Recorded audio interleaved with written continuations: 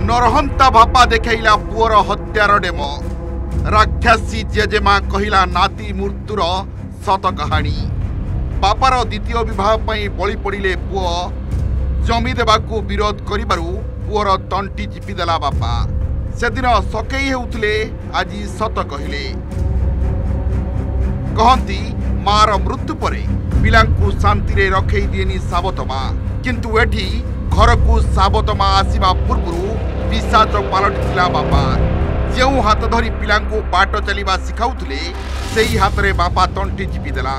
जो जेजेमा पाखरु नीति आईमा कहानी शुणुथिले सेही जेजेमा रचिथिला पूरा मर्डर प्लान। विभत्स नृशंस अमानवीय नयागढ़ जिल्लार धान चांगड़ा गाँ जार डबल मर्डर कहानी केवल नयागढ़ नुहे पूरा राज्य को दोहराई देछि। गत 10 तारिख दिन सकाळ समय प्रकाश महाती दुई नाबालक पुओं झुलता मृतदेह सीढ़ी घरे झुलुवा देखा मिलता, जहां बापा और जेजेमा आत्महत्या करथिबा कही कांदी कांदी मुंड पिटुथिले, किंतु मिछर लुह पछरे थिला जघन्य सत।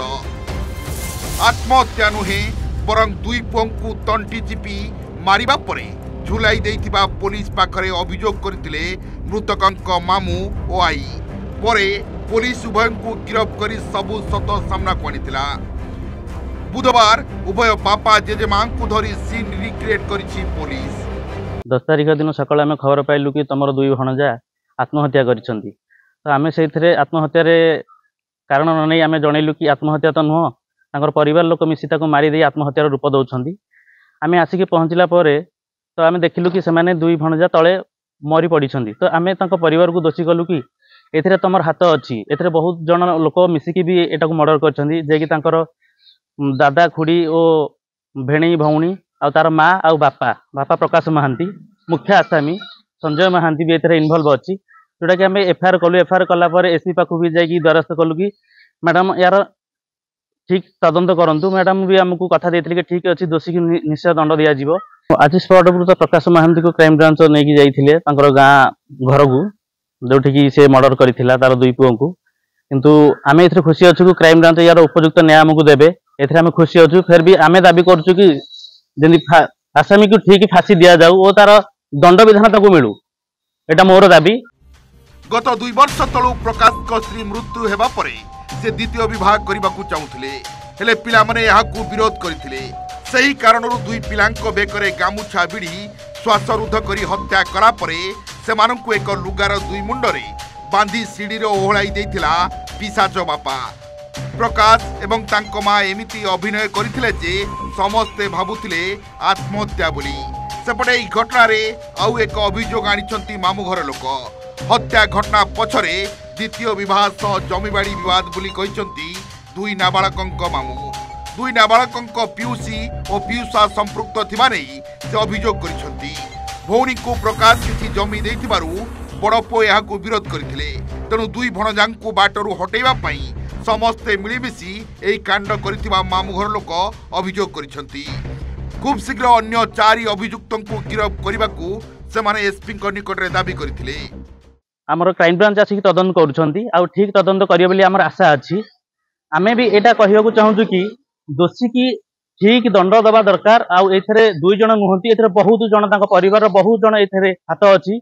काहे कि ना दुई जन को मारी की टंगे देवार जने दुई जन नुहंती, काहे कि ना 14 वर्षर भणजा आ 9 वर्षर भणजा एमानकू जने दुई जन हानभर करि परिबेनी कि आकू मारी परिबेनी। एथरे 4-5 जनकर हाथ अछि। एथरे जोति आहुरी संपृक्त अछंती सेमानकू केमति अरेस्ट करा जाऊ। एबे भी 4 जन को अरेस्ट करा जाई नाही। संजय महांती, संजू महांती आ मिनी जेना, सुभाष जेना एमान होचंती मुख्य खलनायक। एमानकू अरेस्ट करा जाऊ। सेपटे एही घटना को नहीं सारा राज्य रे चांचल्य। पड़ोशी कहिसंती एही घटना रे बापा और जेजेमांक सह अन्य माने रहिथिबा अभियोग करिसंती। सेमानकू गिरफ्त करबा सह दोषी को फांसी दिया जाऊ। खिढेर आमे देखिनु जे गोटे बोपा आ जेजिमा एते मादर आमे केतेले हेला आमे जानि नथिलु। आज हम बर्तमान नुवा जानिनु, तेणु करी ताको जियंता माद्य कथा। थाना कोन थाना ताको सजा से कोन कष्ट जानिला, खाइला पीला तुनहेकी बसिला, ताको बर्तमान फांसी आ किछि ना। एडा गोटे शिक्षा गाँ को, से गोटे गाँ को कोन सारा देश को गोटे नीति शिक्षा से देला। क्राइम ब्रांच केस टाकू नेइसंती भलो करसंती। मु क्राइम ब्रांच को स्वागत करछु जे केस टाकू भलरे रिकवरी करकी जेन दोषी की दंड दिया जाऊ अनेक आहरी भी दोषी अच्छा से तदन करके अरेस्ट करने को आम अनुरोध करूँ जे ये अंचल आम नयागढ़ अंचल ये करने को चाहिए से 5 थर भाविया पड़ो जे आम काम करने को भय करूँ। बहुत चर्चित धानचेंगेड़ा ग्रामर 2 नाबालक शिशु हत्या घटना एबे भी रहस्य घेर रही हत्याकांड एने आज क्राइम ब्रांच एवं नयागढ़ पुलिस ग्राम रे पहुंची श्री निरीक्षण करिछि। तेबे ए संपर्क रे आमे क्राइम ब्रांच किंबा नयागढ़ पुलिस जोगाजोग करथिले मध्य से प्रतिक्रिया देई नथिले। तेबे यार सत्य सत्य कौन रही केबे सामना को आसुची ताकू ही समस्तंकर अपेक्षा। खंडपड़ारू राकेश चंद्र पाढ़ी।